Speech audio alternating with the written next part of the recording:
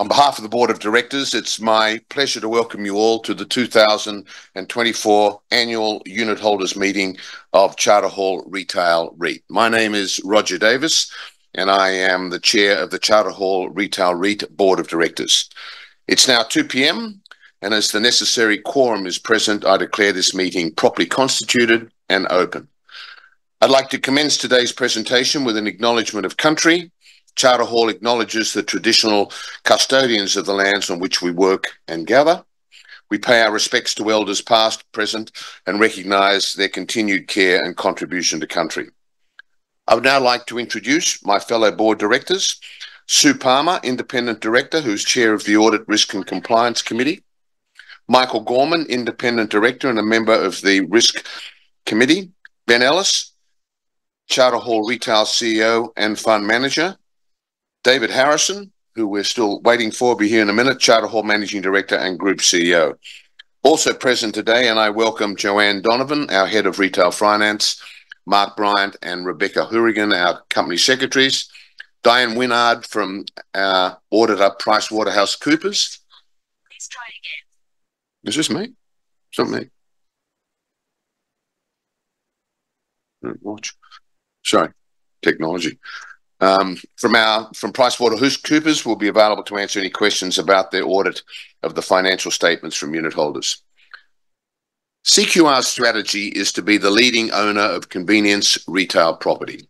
This year, our portfolio of convenience retail assets has continued to demonstrate its resilience.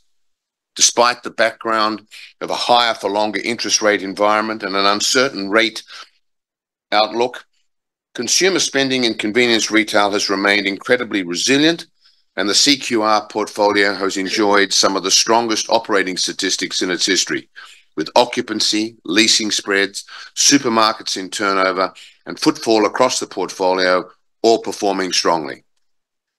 Our portfolio of net lease and shopping centre convenience retail assets continues to deliver a highly defensive and resilient income stream. In financial year 24, our like-for-like net property income grew 3.6%, with shopping centre like-for-like net property income growth of 3.2% and net lease retail like-for-like growth of 5.5%.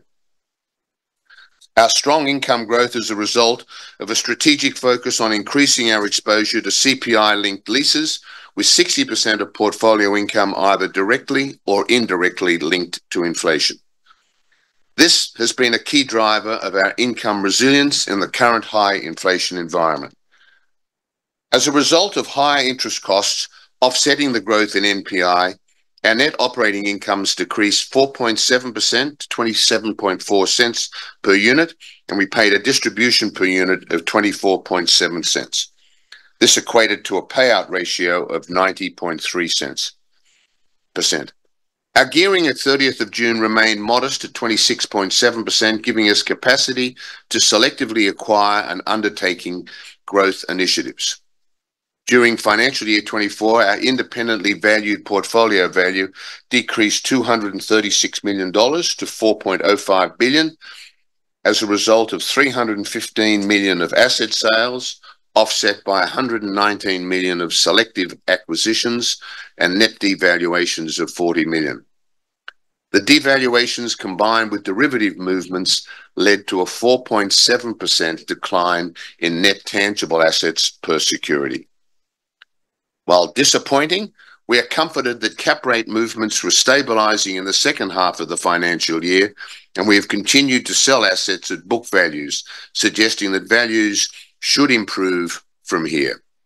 Ben will discuss the financial highlights in more detail in his address. Active portfolio curation has been a major focus for CQR this year, divesting of 5 non-core regionally located assets and recycling $315 million into selective accretive acquisitions and reducing debt. These sales were the result of unsolicited off-market offers, and assets were sold in line with prevailing book values, demonstrating the attractive nature of CQR's portfolio and the broad investment appeal of the convenience retail asset class.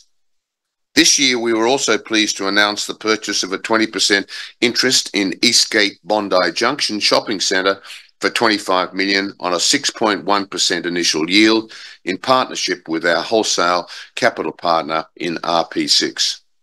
Eastgate Shopping Centre is one of only 3 sub-regional shopping centres in Sydney's eastern suburbs. It's 5 kilometres southeast of the Sydney CBD, opposite Westfield Bondi Junction, and within 150 metres of the Bondi Junction train and bus station.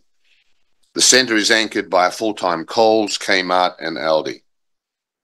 Alongside our fund partners in Long Whale Investment Partnership 2, we acquired the Rye Hotel in Victoria and Endeavour Group Lease Pub, further increasing our exposure to Australia's leading retail, liquor and hospitality group.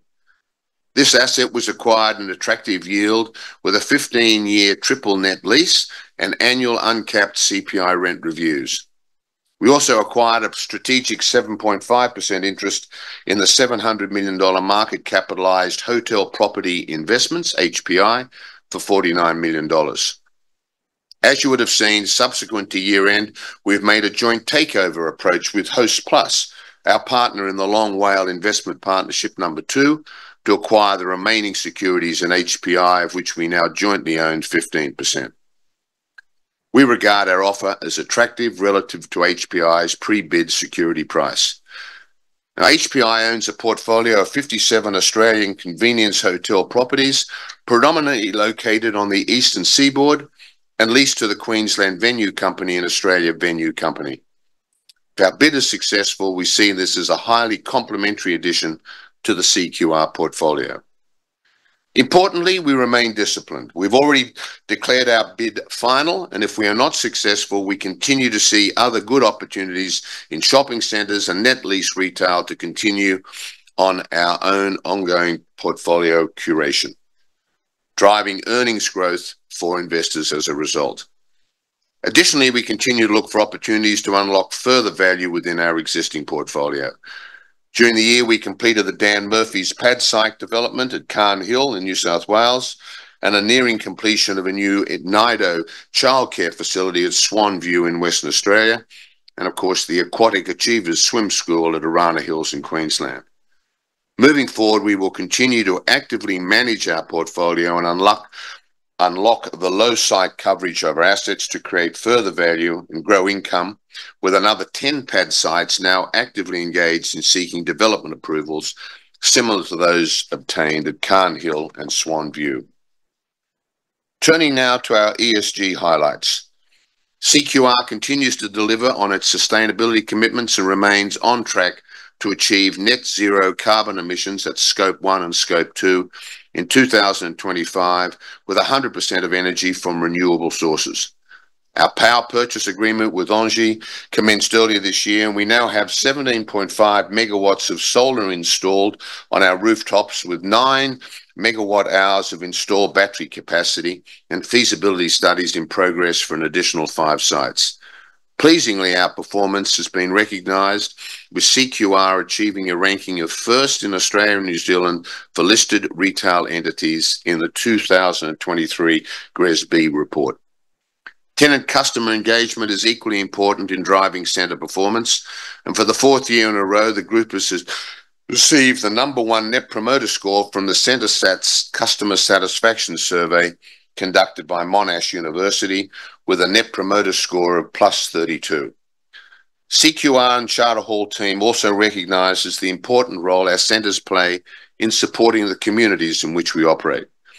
Annually, we deliver a number of national and local initiatives within our convenience-based shopping centres, and we're deeply committed to our partnerships and our responsibility to create shared social value in our communities and across the supply chain. Finally, good governance remains an important element of sustainability and is something your board of directors are keenly focused on. We are structured so that we have a majority of independent directors on the board whose role is to ensure management adhere to the agreed strategy of CQR and make decisions in the interests of all unit holders. In so doing, the independent directors maintain oversight of all the services provided by the Charter Hall Group to CQR, ensuring a level of service that is consistent and appropriate for the fees charged.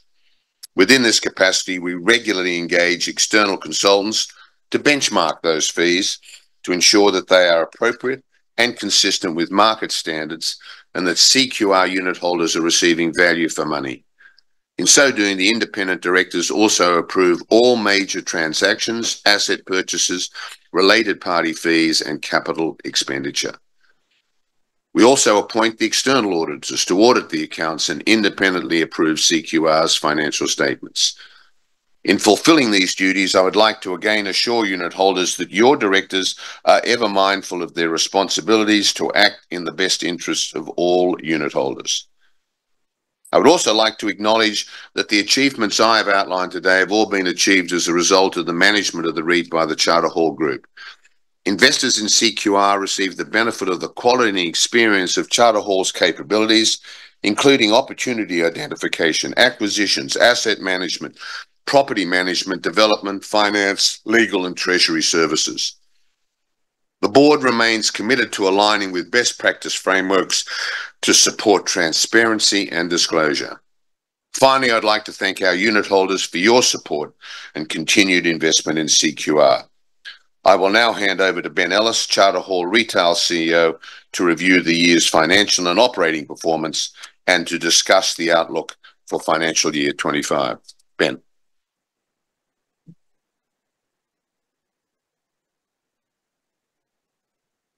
Thank you, Roger. CQR continues to deliver a resilient and growing income stream for our investors. For FY24, operating earnings per security was 27.4 in line with our full year guidance. Underlying same property NPI growth was 3.6%, up from 3.3% at the same time last year. This growth is driven by a unique blend of inflation-linked rental growth from our convenience net lease retail assets, turnover rent from our strong performing supermarkets, and complemented by fixed rental increases from our specialty tenants. Underpinned by our ongoing focus on the resilient nature of non-discretionary retail, MAT growth remains strong at 3.7%.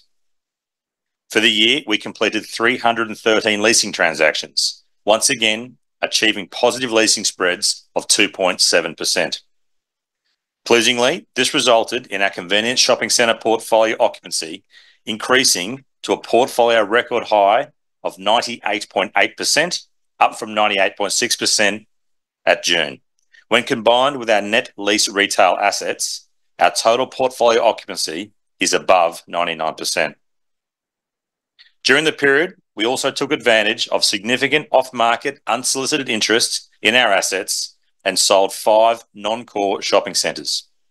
This resulted in balance sheet gearing of 26.7%. This balance sheet capacity provided CQR with the opportunity to invest alongside one of our existing wholesale capital partners in Mercer to acquire Eastgate Shopping Centre in Bondi Junction, an outstanding addition to the CQR portfolio. This acquisition demonstrates CQR's continued commitment to asset recycling into high-quality metropolitan centres with strong investment returns, and our wholesale equity partners' ongoing commitment to invest alongside CQR in acquiring premium investment-grade assets. Eastgate Shopping Centre was secured by the Charter Hall transaction team, once again demonstrating the value of Charter Hall's management of CQR. Importantly, as Roger highlighted, we will remain disciplined in any transactions we undertake.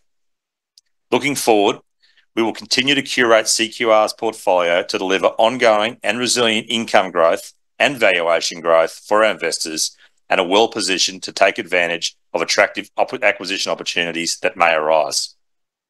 Looking at the 4-year valuation cycle, given this, it's instructive to look at the impact of cap rate expansion on CQR's portfolio and contrast it with valuation growth.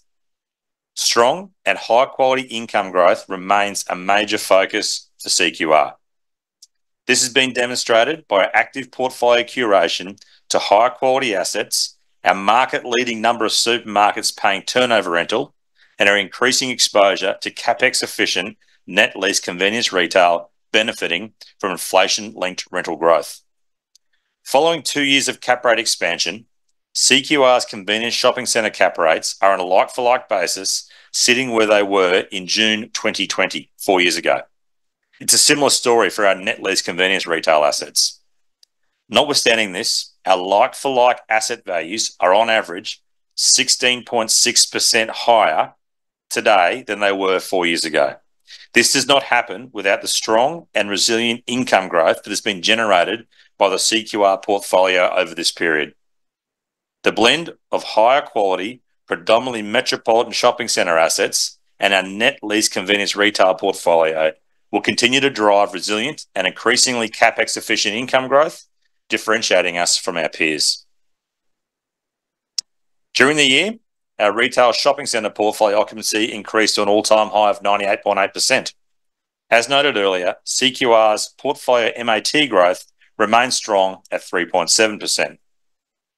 This growth demonstrates the resilience of the non-discretionary nature of our portfolio and the strength of the REIT strategy, including our ongoing commitment to enhancing portfolio quality through curation of the assets that we own.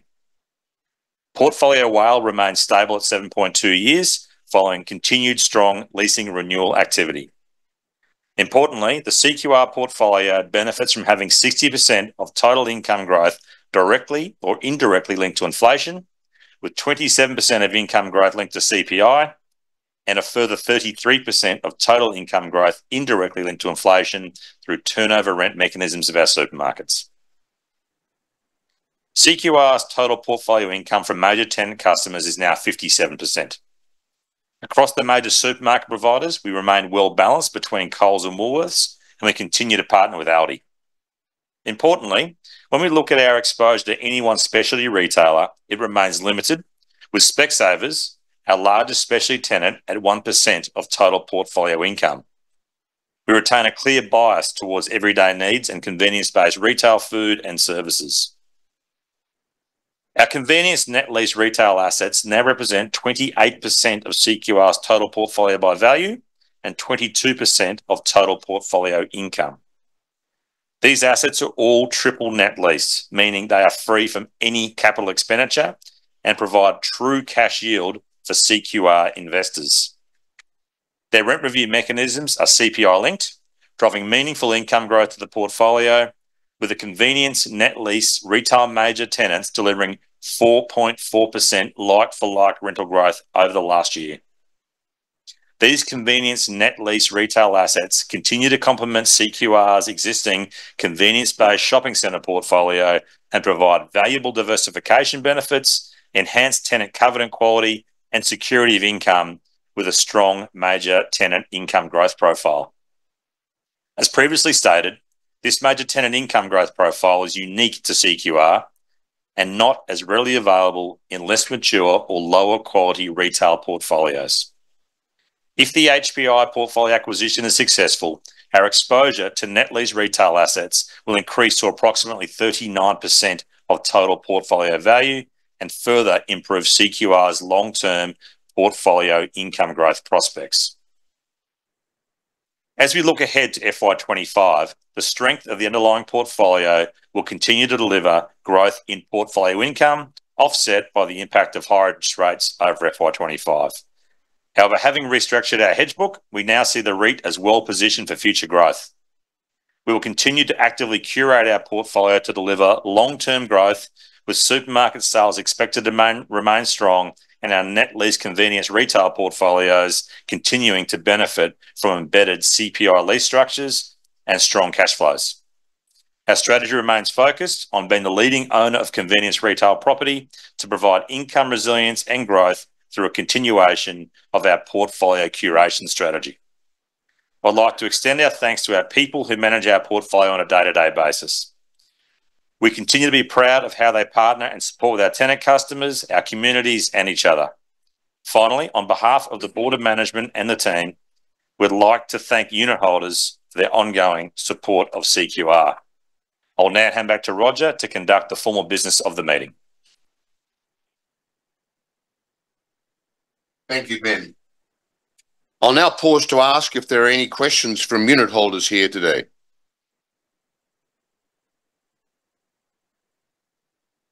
There have been no questions. I'd now like to address questions submitted before the meeting. Ben, are there any questions we've received before? No, there are.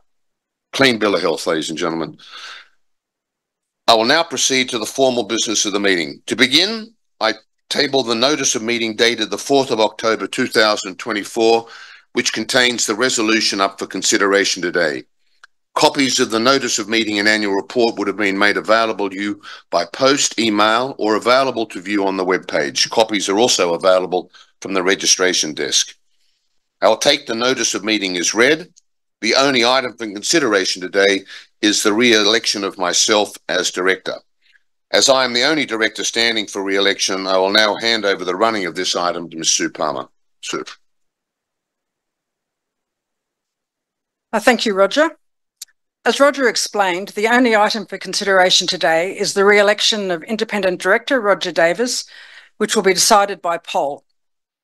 Before I open the poll, I would like to ask Roger to say a few words detailing his background and experience for the benefit of security holders.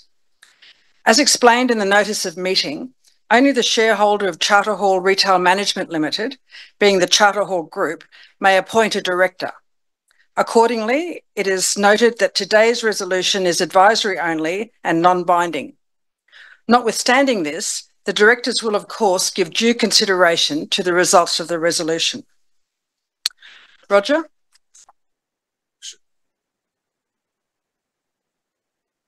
Well, I'm delighted to stand before you today as a candidate for election to the Board of Directors of Charter Hall Retail and ask you all to view my candidature positively. This is the third time I've had the honour of standing before the share unit holders, and it behoves me to say I'm both delighted and excited about the prospects of serving you all as a director, especially as I look back over the last 6 years and see what we have achieved together. For those of you who are not familiar with my credentials, and as per the notice of meeting, prior to my joining the board, I worked for Citicorp as a managing director in Australia, Japan, and the United States, before returning to Australia in 1999 when I joined ANZ as a group managing director. Post my executive career, I've had the privilege of sitting on the boards of several major Australian companies, including Aristocrat, Bank of Queensland, Argo, Trust Company, and of course, Charter Hall Office, where I served for many years as a chairman. Today, I'm a CPA. I'm engaged as a senior advisor at Rothschilds, the global investment bank, and I'm looking forward to using all those skills to bring value to unit holders. Given my financial experience and broad board and executive background, I believe I bring a unique set of competencies to the company as a director, which readily complement the credentials of my fellow directors. In particular, I believe that my broad board experience gives me invaluable insights into contemporary corporate governance standards and the increased focus it brings on the choice of strategy, of being fit for purpose in what we do, of being disciplined in the search for growth, of the importance of good risk management, and the assurance that appropriate talent is in place to execute the agreed portfolio strategy. Secondly, I believe that the risk management skills that I learned as a banker, especially knowledge of financial markets, credit and operating and regulatory risk management, that truly differentiate and arguably invaluable in today's volatile investment markets, are of great benefit to the REIT. Whilst I'm passionate about real estate and successful shareholder engagement, it's the discipline of good risk processes that define the boundaries and the speed with which you deliver profitable and sustained growth in shareholder value. I'm excited about the opportunity to continue to be actively engaged as a director of CQR, and I'm honoured if you would endorse me for a further term as one of their non-executive directors. Thank you. Well, thank you, Roger. I now declare the poll open and ask all unit holders to cast their votes for or against the resolution by marking the box on their voting card for the resolution. A representative of the registry will collect your voting cards. This resolution is an ordinary resolution and, as you can see, is displayed on the screen. I will now display the respective proxy votes received on the screen. So these are now displayed. Again, if you haven't done so already, I invite you to mark your voting card and hand it to the representative from our registry moving around the room. While the final results of the resolution won't be known until after the conclusion of the meeting, it is clear from the proxies that Mr. Roger Davis will be re-elected. The results of the poll will be made available to the ASX and put up on our website later today. I will now hand over the meeting to Roger Davis. Thank you, sir. And thank you, unit holders. I appreciate it. As there is no other business to be considered, I now declare the formal business of the meeting closed. I do hope some of you will stay around so we can have a chat to you if you'd like after the meeting. And again, thank you for your attendance here today. Thank you.